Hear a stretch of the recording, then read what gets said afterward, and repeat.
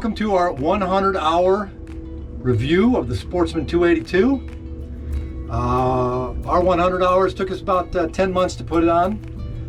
Busy traveling and setting up the boat, setting up the trailer, doing all those things. So we're going to go around and tell you what we do like and don't like about it, the good, the pros, and the bad. Congratulations to the Panthers. Yeah, so we took a little hiatus for a little while.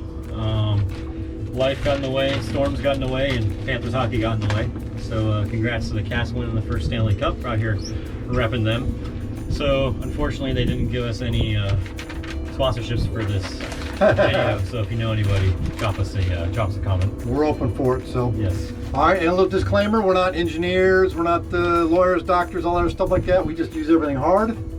It's either wide open or we're not using it at all. You know, we're hard on everything and we'll see how it works and we like it out. We don't take care of much. We live by the mantra, if it ain't broke, don't fix it. And if it ain't broke, you're not using it. Why do you think we chose Sportsman? We narrowed it down to probably about three boats. We had a couple of qualifications and things that the requirements had to meet. One of the requirements being that it could be a fishing boat. We like to fish, that's what we do together.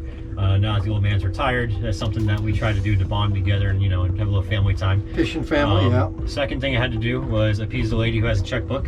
So it had to be a family boat so mom can make it on it, which this one checked the little boxes we'll go over in a minute.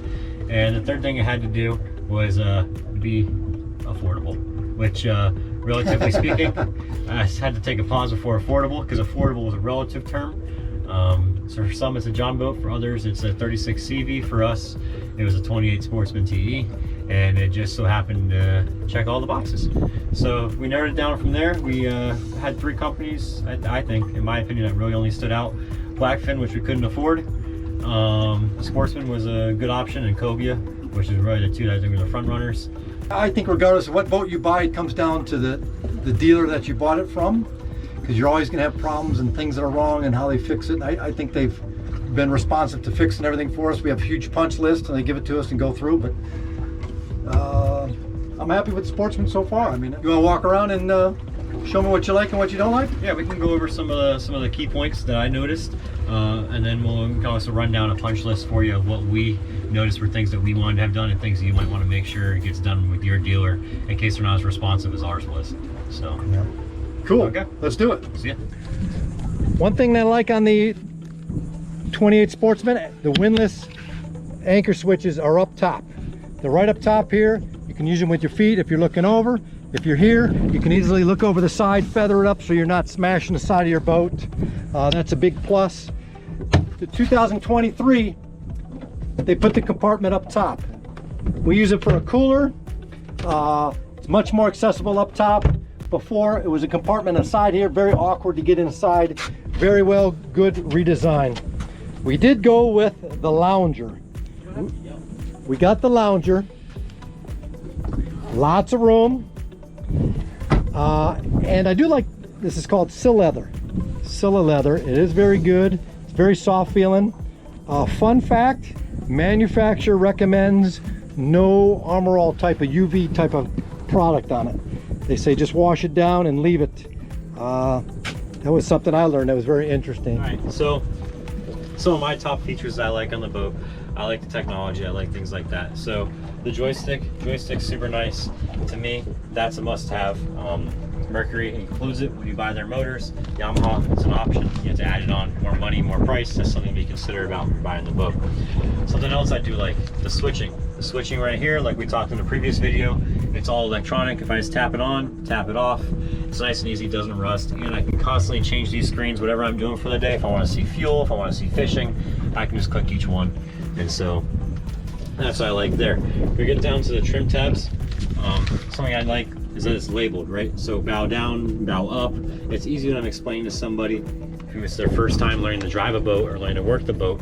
I can just tell them if you want the bow to go down, push bow down. The bow to go up, push bow up. I don't have to really explain the whys and how the trim tabs are actually working. It's a real simple push. If I'm taking off and I want it to go down quicker, I tap it. I want to stop, tap it again. It works just like that.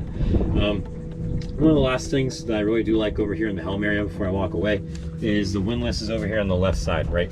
So the windlass is here. The easy way to remember it is anchor out away from you, anchor back towards you. So I'm bringing it back in towards the boat or putting it down and away, so I want to anchor up. Push and hold, I can look, make sure it's in the right line where I want it, and then I just let go, and it's set where I want. I walk up there nice and easy without having to rush. Tie it off to the cleat, it keeps it from moving. Now my anchor's set. When we come over, we're talking about other features that I like inside the boat.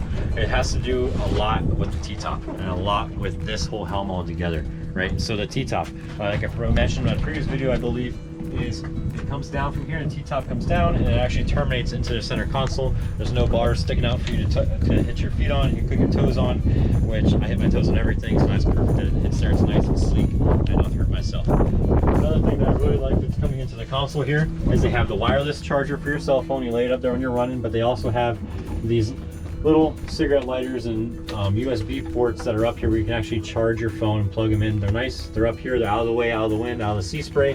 Lay your phones here, and we've been ripping it about 40 miles an hour, and those things aren't even moving while they're up there. So probably my last two features I'm going to point out while I'm here that I do like is I love the live well. Pressurized live wells that we talked about before. It's got the aquarium on the outside, the aquarium look. So early in the morning or nighttime, you bring the kids with you. It's perfect. You throw the live bait in there, you close it, it's running, and they sit here, and all the way out to your fishing grounds, they're sitting here staring at the fishies driving around, and they're swimming in circles because there's a little blue light in there and it illuminates them real nice. Next time we go out, if we grab some, I'll make sure I take a picture and a video for you. And honestly, I love this seat here too. That's one of the last things that if it's really kind of a rough day, we can't run the Seakeeper while we're running, right? I drop that out, it sits down nice and easy, and the wives, girlfriends, family members, kids, they love to sit there at almost zero bounce all the way out for about 2 hours, which is fine. So those are my kind of top features that I like on this boat here. One thing I was concerned about was this has this just PVC tarp here. And I'm like, well, that's kind of cheap. It's kind of, you know, it should be doors or something, more room in there. And what I found out is, no, I like this. I can take this right off. It takes up zero space, and it gives me a lot more room on there to work on it. So yes, I do like that much better. Another great feature I like is the fish lockers. Fish lockers are big, but the doors are big too. They go from end to end. A lot of companies will have a big fish locker, but the doors are small and you got to get in there. That's full length. I do like that. And the double doors. The double doors are like, who needs double doors? But double doors are great. I never have to worry about what side I'm getting in and out of. I just pull right up and we get right in. And the addition of the ladders. Okay, I do like that addition of that ladder that comes up and down. It is much better. Otherwise, you're fighting with this ladder here. This is a kid's ladder. This is for kids, little kids to get up and down and everything. You can't get a big grown man like me up and out of there. It's just not that gonna happen. Another thing I like, here's your freshwater fill. Freshwater fill right here is on the back of the boat. You're already flushing the motors. You're already here flushing them. You just take your hose and you go right to there. It's not up front. It's not on the side. It's not an awkward position to get to. So it's right there and everything. So this seat is marvelous because I can sit here in the new redesigned tackle center. I can sit here and I can rig. I can rig while we're driving, while we're moving, and I don't have to worry about keeping my balance and bouncing around. I can sit down, relax. I got everything I need right here. So it is a big plus having this seat right here, right in the back center of the gravity. I do like that. That's a wonderful thing. But I think the reason why we bought the boat, and you'll agree, is the built-in Seakeeper. It's built in, it's working right now. You got that big giant spot. It's not retrofitted into the console. It's right there. You don't want to keep the Seakeeper, it's fine. You got this giant area. You can throw all your dive stuff in or whatever you want, but Seakeeper's working right now. It's keeping us from bobbing all around all day, so it is a wonderful feature. All right, so now what we're gonna do is we're gonna go over my wish list. My wish list, the things that I had, the boat had. None of this is evaluating money, design, or nothing. It's just stuff that I wish it had, regardless if it's impossible or not. So when we're pulling up the anchor line, there's no washer, no freshwater wash down in here. So right now, all I do is grab my freshwater wash down hose, and I come up here and I just run it as I'm pulling in the anchor, you know. I wish it had that. The new model next year has it. So you can just rinse it on as you're pulling it in. Another thing is the crank option on the outriggers. I thought I was getting the crank option. It wasn't offered our year. Now it is. So you don't have to climb up top to raise the outriggers. You just simply crank them up and pull them out. That's definitely much safer. And if you're older, just a back saver. Another option on my wish list is a dedicated compartment for the fire extinguisher. Right now my fire extinguisher is buried inside the head. It's way underneath. If I needed it, I'd never get to it. So I don't know if they could have put a compartment here or somewhere that's dedicated just for the fire extinguisher. If I needed, I could grab it. It's safe, it's clean. I don't want to put it out here, it's exposed. This finish, I wish they could have put a finish ring around this to make it look nice. It's just not the best. You know, hey, are you ever in here? No, not really. But a nice little ring around there would have dressed it up very nice. Something else is this space is here for a battery if you're going to use a trolling mower out on the front. So you can put your battery in here and stuff like that. That other compartment I showed you up front, it's not very big. Maybe some of the space could have went that way further. I don't really know. I'm not an engineer. I don't know if it even would have mattered, but a little bit of space in here. Maybe you could have got a real tiny little head or something. But when you come out here, this space up front in this floor right now it's huge. I fell in there. I'm telling you, it's huge and it's plenty big. But other than putting a couple of bumpers in there, you know, I'm not going to throw fish in here. I don't really know what we'd use that space for. So could some of that head space come forward? I don't know. Maybe there's a gas tank there. I don't really know. It's just something to at least consider. Here's the freshwater and saltwater washdown. Maybe there could have been a bracket from the factory that was already installed that holds the hose, other than us adding it or figuring out a nice way to do it. Maybe a tray or something. Just something to keep it from falling all over and looking like a mess all the time. Another little thing on my wish list is maybe another couple of rod holders here. We have plenty of rod holders around, but if I could have a couple of rod holders here for my flat lines, maybe make it wider. And you can never have too many rod holders, but a couple of flat lines here would make it nice when we're trolling. Just something else to think about. Also, we have our Seakeeper. We love it. It's dynamite. I wish it was standard on all the boats. It's an option. Get it. Spend your money on it. It's worth it. Something I wish we would we can get is Seakeeper Ride. Sliced bread. Seakeeper Ride takes care of the boat going this way. Seakeeper just goes side to side. So they got the trim tabs, they adjust while you're driving, and they make you ride nice and flat. My shoulders, I don't want to be hanging on all day, getting beat up. So Seakeeper Ride, I wish it was standard on all the boats. Can't wait till it is. I will definitely buy it. We couldn't get it on this boat because it would void the hull warranty, because you have to modify the existing trim tabs with some fiberglass, even if the dealer does it. So they wouldn't allow it. So someday I'm looking forward to it. I can't wait. Now we'll talk about the cons, things I don't really care for on the boat. One of the first ones I don't really care for is the Seakeeper cover. It's made of plastic. It's hard to get on and off. And every time I'm using it, I want to get it clean. So when you lift this up, when you lift up this cover, it pulls everything up, but it pulls this keypad right up. And this keypad goes right through this cheap little plastic cover, man. We should be breaking. So every time you pull it, it pulls up this keypad and it dislodges it. So you just have to shove it back down. So not a big fan of this. The bigger and the newer models, Seakeeper 2 on, have a metal case. Plastic is for nobody. Another con is this anchor door. This anchor compartment door. It's got these double hinges here that kind of flex, and it doesn't go all the way down to the deck. We need some sort of stopper or somehow. This is just, I can see in a couple years that this is going to be broken. I'm going to pull these through. It's just not as tough as I think it should be. So it might be a problem in the future. Another thing I'm not really crazy about is the placement of the Mercury vessel view. the Mercury vessel view pad is up here. Well, to work all these little buttons and see what's going on as you're moving, and your hours and your location and your trim tab and all that, that's just not very friendly up there. If anything, it should be down here. I can just glance at it here. Ideally, it should be incorporated into my screens. We should be able to have big tabs on here, just like with the switches and the combos and everything, that just pulls our switches right up, and we can see all our motor information, everything about the engines right on here. So when you get the Yamaha, I think they incorporate that into those screens.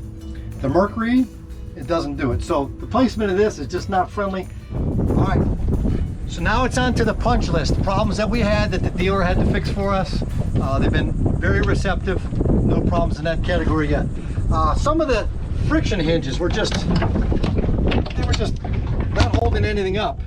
So Dalton's going to replace those from us from Valhalla. It's going to fall, especially on the fish locker doors. You know, it's going to fall on your feet. Another problem that we had is very quickly on, this closure arm came peeling out of the fiberglass here. It cracked it all up, and this fiberglass is very thin, so those screws cracked it and pulled right through very fast.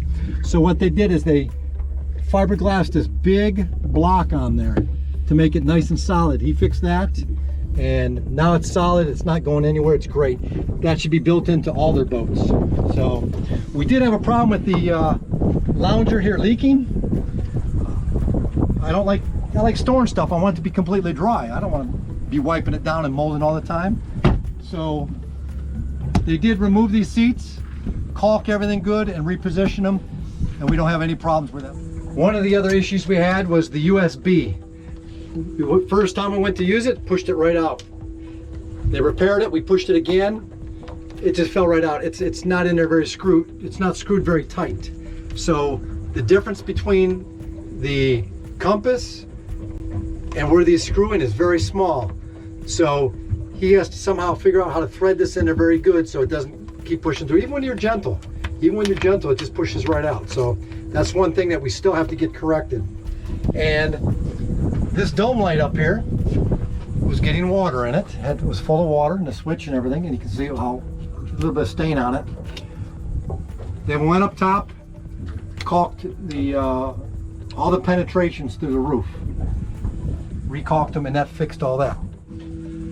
One of the bigger issues we had is when this area gets wet, from on either this side from washing it down, or the salt spray blowing in, or blowing from the outside here, blowing in this little crack along this edge here, the salt water is penetrating these braces and it's getting down into the attic, into the compartment. So right in here and right in here, these two areas have to be caulked, and it's a balance between caulking it good or caulking it and making it look terrible.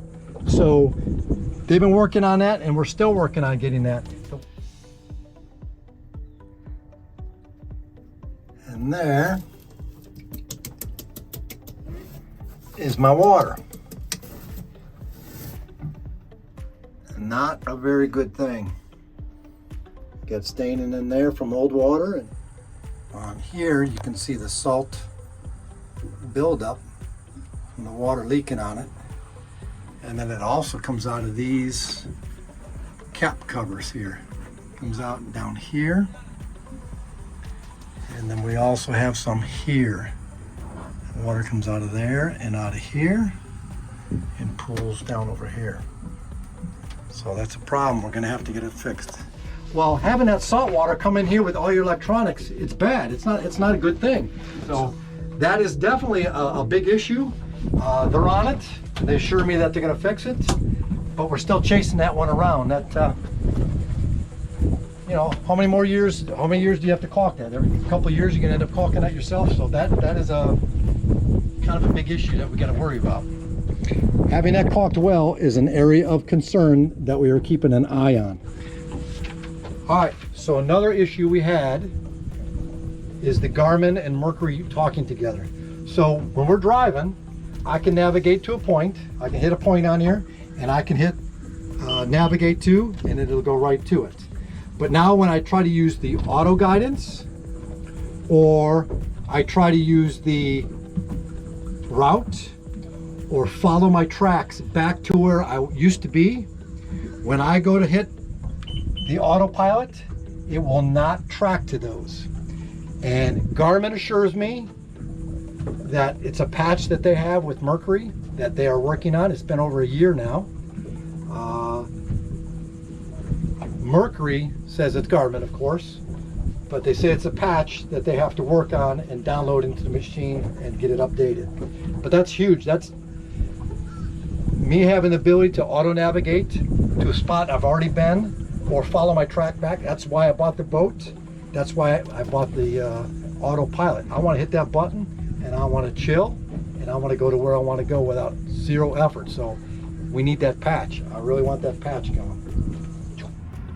Today's mystery is at a little bit of paint peeling here and no strikes. It's no scratches, hadn't hit anything. A little bit of peeling inside of here too. Yeah, got some peeling inside of there. And I used it and now this half is gone. Is this just going to continue to peel off the whole entire thing? Probably a question I need to ask Mercury.